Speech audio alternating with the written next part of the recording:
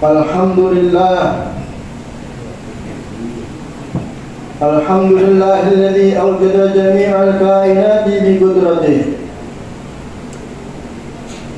Wa subhanahu min ilahin 'azimin kamula fi 'azamatihi wa qudratihi. Wa taqaddasa min muhsinin karimin yaghfirul 'azalima ma'a kamali qudratihi. Wa ashhadu an la ilaha illallah wa ashhadu anna sayyidina Muhammadan 'abduhu wa rasuluhu wa khiratuhu min jami'i bariyatihi. Allahumma shalli wa sallim ala sayyidina wa maulana Muhammad wa ala alihi wa ashabihi wa dhurriyyatihi wa man ittaqa atharahu wa tabi'a sunnatahu, amma ba'd. فَيَا أَيُّهَا النَّاسِ اتَّقُوا اللَّهَ حَقَّ تُقَاتِهِ وَلَا تَمُوتُنَّ إِلَّا وَأَنْتُمْ مُسْلِمُونَ وَاعْلَمُوا أَنَّ اللَّهَ سُبْحَانَهُ وَتَعَالَى خَلَقَكُمْ لِعِبَادَتِهِ وقال الله تعالى إن الله يحب التوابين ويحب المتطهرين. وقال النبي صلى الله عليه وسلم wallahi inni la astaghfirullah wa atubu ilaihi fil yawmi akthara min 70 marrah. Ma'asyiral muslimin rahimakumullah. Marilah kita tingkatkan ketakwaan kita kepada Allah Subhanahu wa taala dengan berusaha sekuatnya untuk menjalankan hal-hal yang menyebabkan kita mendapatkan pahala dan menjauhi hal-hal yang menyebabkan kita mendapatkan dosa. Ma'asyiral muslimin rahimakumullah, perlu kita sadari bahwa setiap diri kita pasti pernah berbuat dosa. Setiap orang tidak terlepas dari dosa yang dilakukan oleh anggota tubuh. Jika tidak demikian, dia tidak terlepas dari keinginan yang mengajaknya untuk berbuat dosa. Jika tidak demikian juga, dia tidak terlepas dari bisikan setan untuk memikirkan hal-hal yang menggiurkan, yang menjauhkannya dari mengingat Allah Subhanahu wa taala. Jika tidak demikian pula, dia tidak terlepas dari lalai dan sempitnya pengetahuan tentang Allah, tentang sifat-sifatnya maupun apa-apa yang dilakukannya. Semua itu merupakan hal-hal negatif dan tentu ada penyebabnya.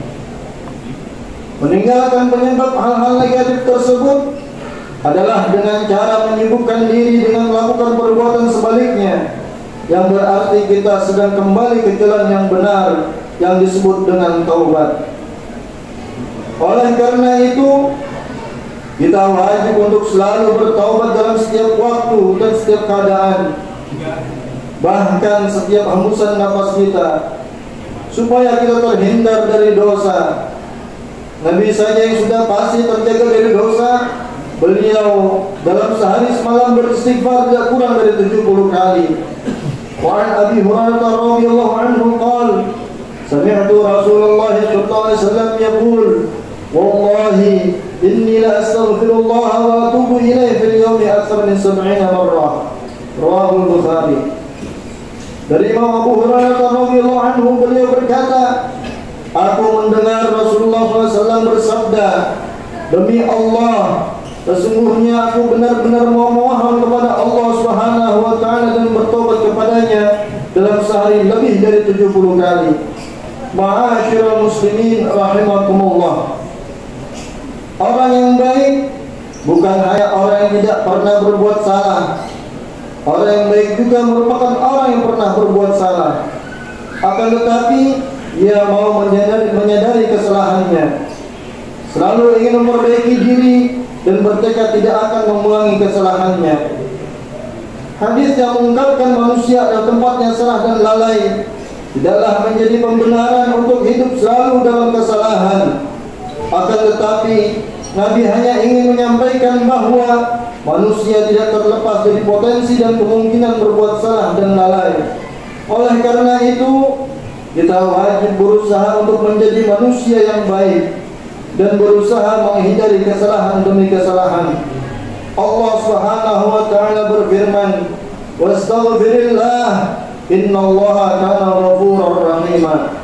Dan mohon ampunlah kepada Allah Subhanahu wa taala. Sesungguhnya Allah Maha Pengampun lagi Maha Penyayang.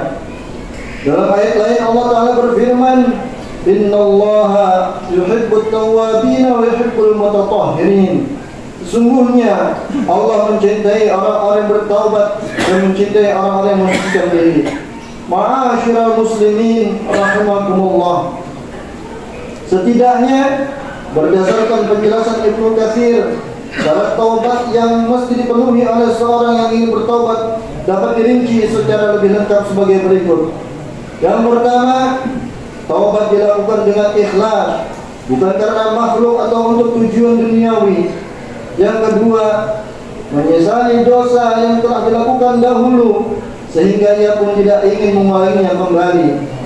Sebagaimana dikatakan oleh Imam Malik bin Dinar, menangisi dosa-dosa itu akan menghapuskan dosa-dosa sebagaimana angin mengeringkan daun yang ketiga, tidak terus-menerus dalam berbuat dosa saat ini.